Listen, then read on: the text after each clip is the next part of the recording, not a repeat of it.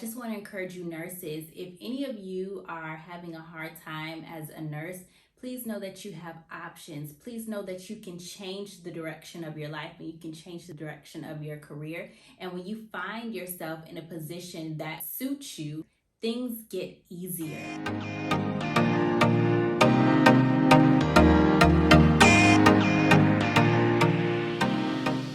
Welcome to my channel. My name is Brittany and you are watching A Dose of Nurse Bae. So thank you so much for joining me. It's actually super late, but I definitely wanted to get this video out for y'all. It's actually like 1 in the morning. Had a super crazy day, but I have a new goal where I'm trying to get out at least 1 video a week. So let's just dive right into this because your girl needs to go to bed, but I'm still really happy to bring you this content. For those of you who are new, I make videos about nursing, lifestyle, health, and wellness, and pretty much anything that I find can be uplifting and just beneficial to us both. This channel is meant to be a sisterhood, a mutual exchange. So if you have questions, suggestions, commentary you want to drop below in the comment section, please feel free to do so. I definitely take your suggestions into consideration. And I just like to see like your feedback and what you thought about my video and if it resonated with you. So today's topic is actually not really a topic. It's more of a story time. So this is gonna be my first YouTube story time, and it's perfect because my brain's a little foggy right now, but I know my own story. So I'm gonna be talking about how I became an IBCLC. My journey started back in 2013 when I first became a nurse. And let's just say that my first experience in nursing was a little rough, okay? I knew that first day at my clinical that bedside nursing was probably not for me, okay? Everybody's different. Some people love it. They stay in that position for their entire career. It doesn't really seem to bother them. But for me and my personality, the way that I deal and handle that type of stress, it was just not good. I'm telling you, my body was breaking down. Everything was hurting. Like, oh my gosh. I was like, what did I get myself into? And I had a roommate at the time. Both of us used to be falling apart at the end of our shift. And I'm talking about like, if we were not, I don't know. I felt like we need to be ace wrapped from the ankle all the way up to our neck and even our head by the time we ended our shift sometimes. So I definitely got a crash course in nursing, as a lot of us do. So I thugged that out for about 3 years. I was working on a progressive care unit, and then I did our hospital's float team where I would float to all the non-critical care units in our hospital. I ended up transitioning into labor and delivery a little bit later. And that was such a blessing. And it's crazy. That's one of the things about nursing. You have so many opportunities. Labor and delivery was never an area that I thought that I would end up in because for my whole life, I was kind of like terrified of babies. I was never really around babies growing up. All my cousins and everything, we were around the same age. So I never had like little babies that I was around to make me feel comfortable. And when I had my clinical for labor and delivery, it was very brief. There wasn't a lot going on the unit at the time that I was there. I did kind of get to see a little bit of a delivery, but it wasn't my patient that I had been looking after. It was another nursing student's patient, and they were just kind of like, go in the room and see what's going on. So literally, as soon as I peeked my head in, like the baby was coming out. So I didn't really get to see the mother's journey, and I just didn't have that much of an interest in labor, but I was so fatigued with what I was doing that I just wanted to try something completely different. And on top of that, my husband at the time, he was living in my hometown, and I had moved right after college. So I was missing my boo, I was missing my family, and he was looking for work up there, but at the time nothing was working out. So I was like, okay, well, I'm just gonna apply for jobs back home. It'll be a win-win situation. I can go to a different unit, dive into something just completely fresh and new. Hopefully I like it more, and I get to be next to my sugar bear. So I end up getting the job. I end up getting one of the labor and delivery positions that I applied for. And there's a little lesson in this for y'all. Please do not quit, okay? If you apply for a job and you don't get it, don't worry, just apply again and apply at different places. So the job that I end up landing, I applied for that job at least 4 or 5 times. And the first couple times I got that little rejection email, the one that says, thank you for applying, but at this time we're going to continue looking for other candidates, or you haven't been selected, whatever it said. I got that notice. But when I got that notice, I knew that it was kind of BS. And the reason why is because I knew that I was qualified for the position.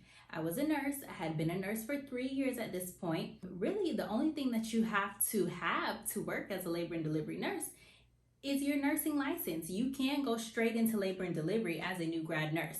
So I just knew that I met those qualifications and I wasn't gonna let that little rejection stop me. So I applied about 4 or 5 times.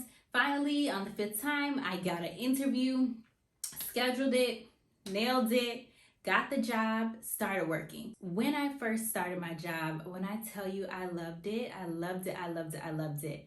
And it's funny because you can feel a difference in your spirit when you're getting closer to something that you're supposed to be doing. And I was so much more comfortable. I feel like at my other job, I had to try so hard. And even when I tried hard, I still always felt uneasy.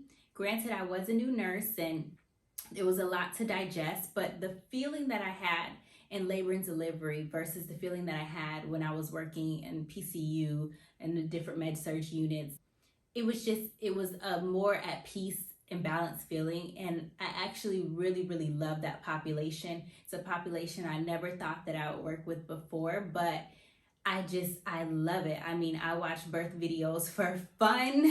I just love everything about labor, the process. I think it's so beautiful to be able to share such an intimate, sometimes once in a lifetime moment with people. You're not pregnant constantly, or back in the day, people used to have 10 kids and things like that. But now people are having, 1 to 4 children, and it's a big event. It's a big deal in people's lives when they are pregnant and getting ready to give birth to their child. So I just loved being able to be around. It was really an honor.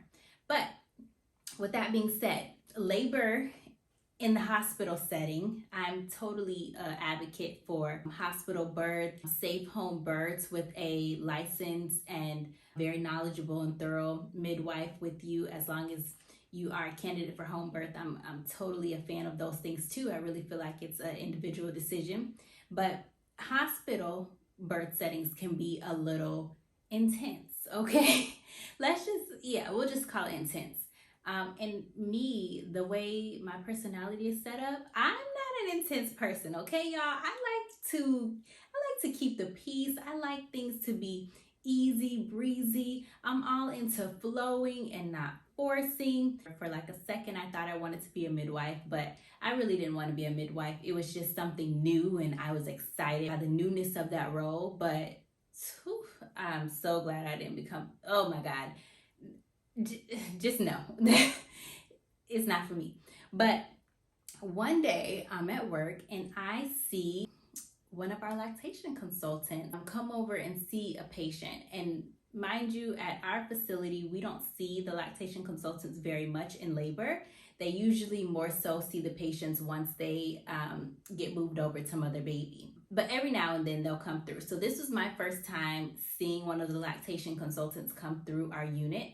And I got a chance to observe her interaction with one of the patients and her baby. And it was just the sweetest thing ever. And she was like the baby whisperer, because this baby had been having some issues latching on, and mom was stressed. And she literally just had mom like recline back and place the baby on mom's chest, and the baby just latched on so easily, and they just look so comfortable. And just that little tweak, that little change in position that she was able to show that mom, it went such a long way. So when I saw that, and I saw how much time she got to spend with her patient and how she educated her patient, just that whole nature of their relationship and bond, I was like, that is what I want to do. This is what I want to do, hands down, period. I found it. So yeah, that's kind of how I got introduced to lactation.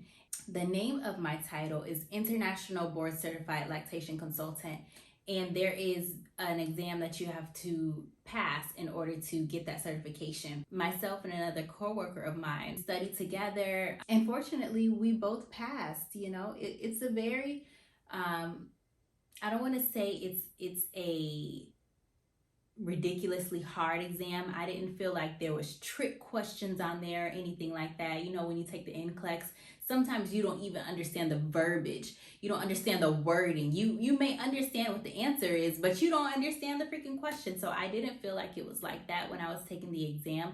I felt more so that there was just a lot of information for you to learn and for you to process. And if you knew that information and you studied those topics that you were supposed to, then it was an exam that you could pass. But if you did not, you're definitely not going to pass. You have to know your stuff. So yeah, it was definitely the best decision that I have made thus far in my career. And I just want to encourage you nurses, if any of you are having a hard time as a nurse, please know that you have options. Please know that you can change the direction of your life and you can change the direction of your career. And when you find yourself in a position that suits you, things get easier. I remember when I was in different roles, I would be working my butt off, and I wouldn't get any recognition. I wouldn't feel secure. And in my role now, I get a lot of recognition and a lot of thanks, and I feel very appreciated with what I do. And it just feels very natural to me. And I get lots of compliments from my coworkers and from my patients that they like my style, they like my interaction with the patients. And it's not so much that I'm doing anything special. I feel that it just suits me better. It suits my personality. It suits my demeanor. So I would encourage you to definitely open your eyes to other opportunities in nursing if you do want to stay in the field of nursing. And don't be afraid to branch out. Don't be afraid to just take that leap. Talk to someone who is doing what you want to do. That's what I did. I went and I spoke to a lactation consultant and asked her about what can I do? How did you become a lactation consultant? So find someone who's doing what you want to do or something that you're interested in and talk to them and then take that leap. I'll try to put a couple of things below in the description box that I feel will be beneficial for y'all. But yeah, so definitely if you find something that you're interested in, go for it. Educate yourself. Take that leap. You gotta act. If you don't act, you're gonna stay where you are. You'll never leave. And it's not healthy to be in a state of misery for long periods of time. Some misery is good for us so that we can learn what is uncomfortable for us, learn what we don't like. It pushes us in the direction of where we should go because you don't like this feeling here. But I don't believe that you should dwell in a place where you are unhappy. So that's my story time on how I became an IBCLC. I hope that y'all enjoyed it. I want to talk to y'all about my journals that you see here. Well, actually, this one is a journal. This is my manifestation journal. I really, really love this one, and this one is available on Amazon. I'll put the link down in the description. I think that journaling is really, really awesome for you being able to reflect on your day. And this one right here, you can use it for whatever you want, but specifically it was created to help you to get clear on your vision, okay? Once you have a vision, you can begin to make an action plan and work towards bringing that vision into reality. But first you have to kind of get crystal clear on exactly what it is that you want. And I definitely feel that journaling has helped me along my journey as a nurse and settling into my dream role. And then this over here is a productivity planner. So this I crafted with love. Let's see if y'all can get a closer look. This one is also available on Amazon. And one thing that was a big challenge for me, and that's a big challenge for a lot of nurses, is organization and time management. If you are a nurse, you have to be organized. And just to be successful in life, being organized, having a schedule, living with intention, it really sets you up for success. So I crafted this journal for myself, number one, but also for y'all as well, of course. And it's to help you to organize your day so that you can be successful. And I'll just give you a little look inside. There's an area where you can write out what you plan to do, an hourly schedule, as well as a place where you can put your goals and your to-do lists and some important notes. So I hope that you enjoyed this story time. If you did, definitely give me a thumbs up. And if you want to see more content from me, definitely hit that subscribe button down below. And tell me how you feel. Did you like this video? Do you want to hear more? What topics do you want to hear? Do you have any questions, comments, anything you want to share with your fellow nurses, nurse baes? Go ahead and put it down in the comments, because sharing is caring and each one teach one. So with that being said, I hope y'all have a wonderful rest of your day. Till next time, be blessed.